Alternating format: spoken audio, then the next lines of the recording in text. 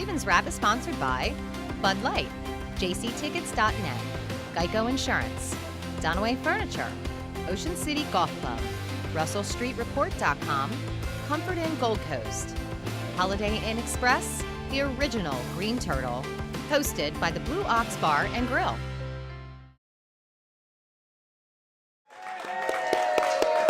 And welcome in. It's another edition of the original Green Turtles Ravens Wrap Show right here on Comcast Beach TV and Delmarva's Rock Radio, the strongest signal Ravens affiliate on the peninsula, 93.5 The Beach. We are broadcasting from the Ravens Room here at the Blue Ox Bar and Grill, 127th Street at Coastal Highway at Ocean City, with Ravens fans across Delmarva. And of course, Ravens Roost 44, give yourselves a hand.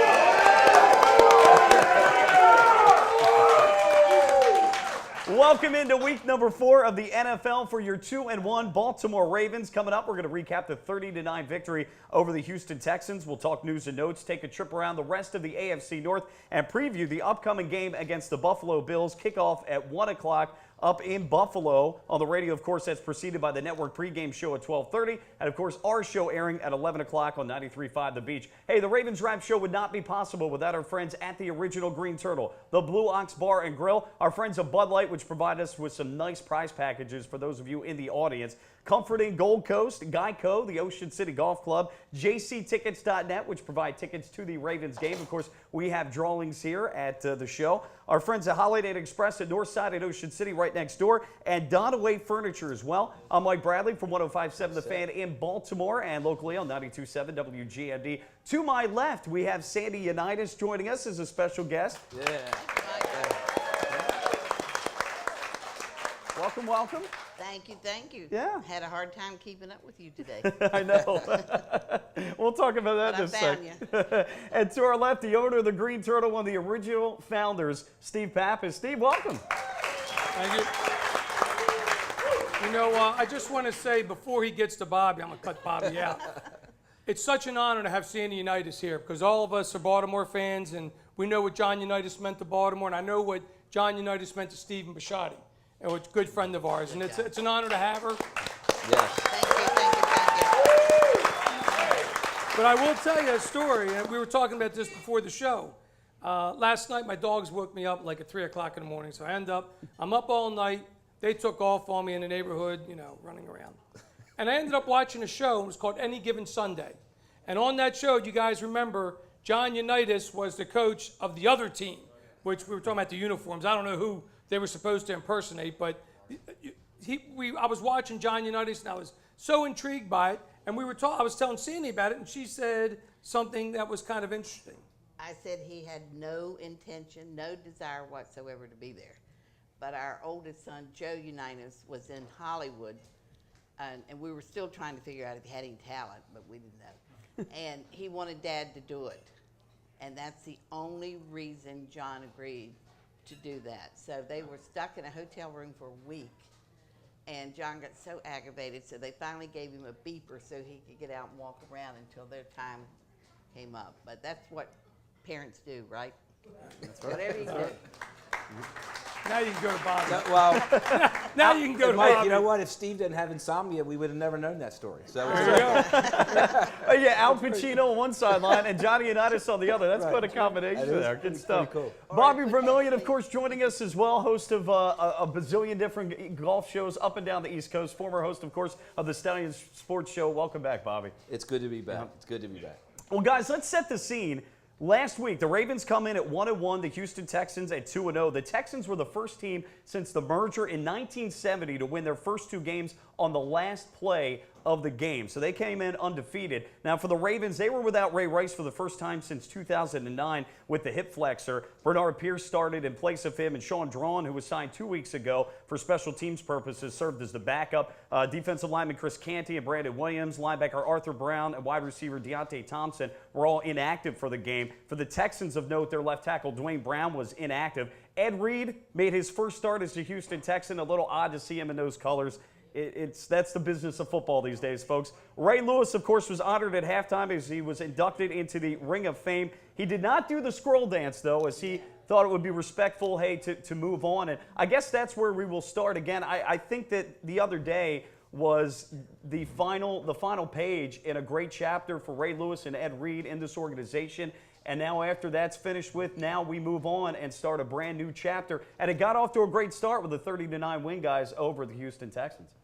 It did. I mean, I tell you what, it's we can talk about a legend, and we have John's wife Sandy tonight to talk about another legend. But Ray, I think, handled it extremely well. I'm glad he didn't do the squirrel dance. I don't think it was even considered.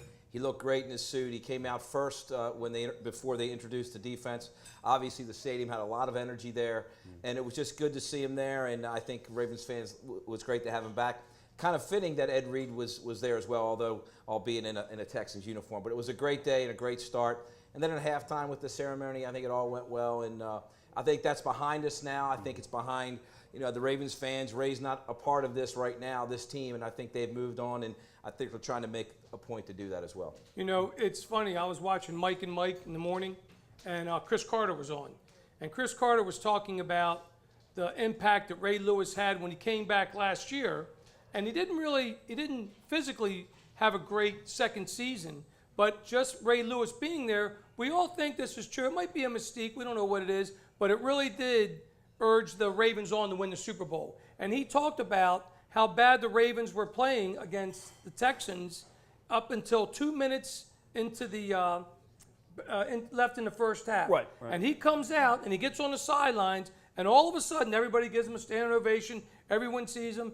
And then Darryl Smith intercepts the ball, gets a pick six. Then Tandem Doss runs one back. All of a sudden, the Ray Lewis mystique kicks in again, and it wasn't even a game after that. Well, I can tell you, I wish it. Bruce Laird was here this evening, because I actually listened to Bruce on the radio on Monday morning, and there was a big discussion with him and Mike Preston and some of the guys there. And they were just kind of laughing at the fact that some of the Ravens fans were saying that the reason we beat the Texans this weekend was because of the presence of Ray Lewis. I can tell you, Bruce isn't here, but I can tell you what he thinks about that. Yeah. He thinks it's a bunch of bullcrap. He thinks the Ravens won because we were a better team that day. It's good to think it may be folklore. Chris Carter, there's no question that Ray's presence definitely energized the stadium and made a difference that way. Did it make us play better? Maybe. It was maybe a coincidence, maybe not. You can think what you want. But from Bruce Laird's perspective and a lot of people's perspective, they just thought it was the Ravens playing some good football. What does Bruce know? I think He only played 14 years. Right. That's right. He is all pro, whatever he was. I don't care. It was the mystique of Ray Lewis. You got to believe in miracles sometimes. Remember Willis Reed back when he played with the Knicks and he had a broken leg or a busted up leg, came out and they beat the Bullets back then. Remember that? Sometimes it doesn't take the physical skill of somebody. Sometimes it just takes the ability of that person being there and people believing to surround around someone. I don't think right now, and I'm not the football expert, as Bobby will tell you 100 times, but I don't think the Ravens have a go-to leader like they had at the whole time Ray Lewis was there. Terrell Suggs might be stepping up. You might have Joe Flacco maybe stepping up. Ray Rice, he could be one that steps up. But right now, when you lose a guy like Ed Reed and Ray Lewis, we played sports for a long time, and you always have to have that guy that you believe in.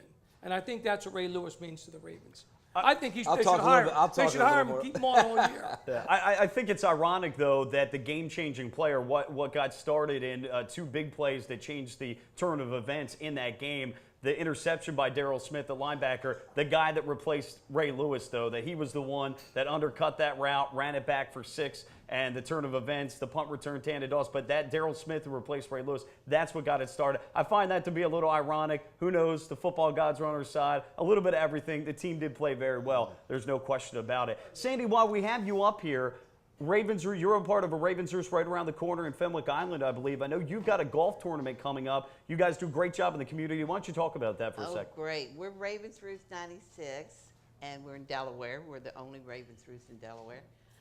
We love our neighbors 44. They're good to us. We're good, hopefully good to them.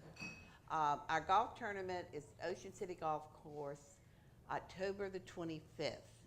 And our charity this year will be the Wounded Warriors, the facility that's up near Salisbury at Quantico. So we feel real great about that, and we need golfers please. We really need golfers. We've had so much support. I have been involved in a lot of charity organizations over the year. Never have I seen such. Wounded Warriors, yes, we're right there.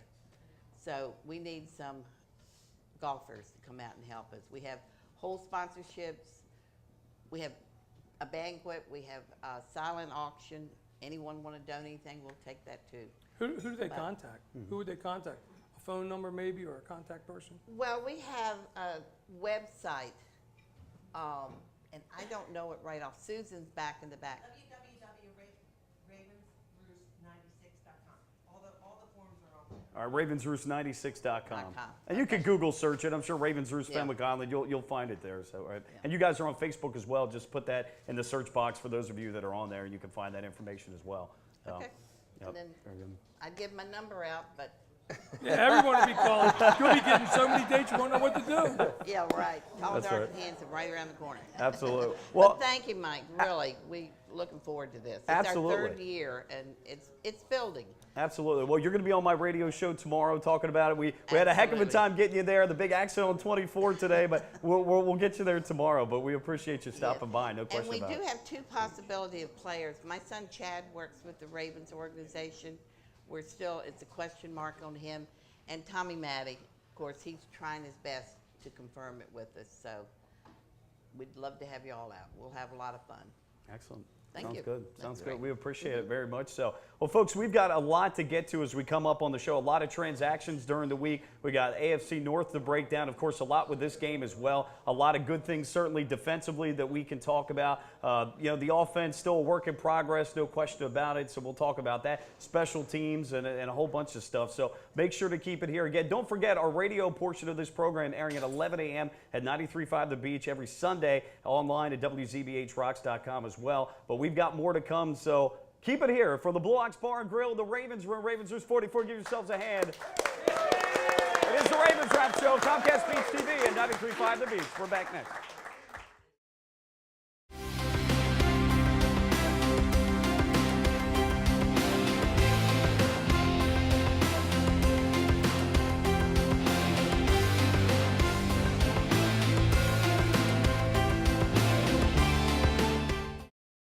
In April 1959, Art Wall won the Masters, edging out Carrie Middlecoff and Arnold Palmer by finishing birdie, birdie, birdie, par birdie. 1 month later, Ocean City Golf Club celebrated the opening of their first 18 holes. That course has been transformed now into one of the most scenic golf layouts on the East Coast. Come experience 36 of the most beautiful and challenging holes you'll find anywhere. Ocean City Golf Club in Ocean City, Maryland.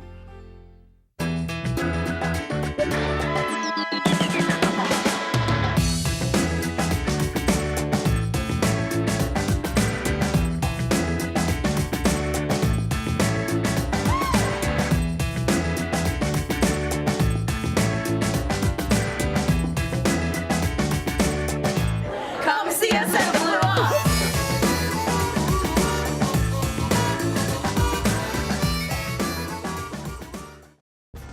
Welcome to the Comfort Inn Gold Coast. Conveniently located just 1 block from the beach and adjacent to shopping at the Gold Coast Mall and the movie theater. Newly renovated and open year-round with a marvelous bayfront view. Visit us on the web at comfortgoldcoast.com and see our hot deals and great golf packages, or simply call our direct reservation line to plan your stay.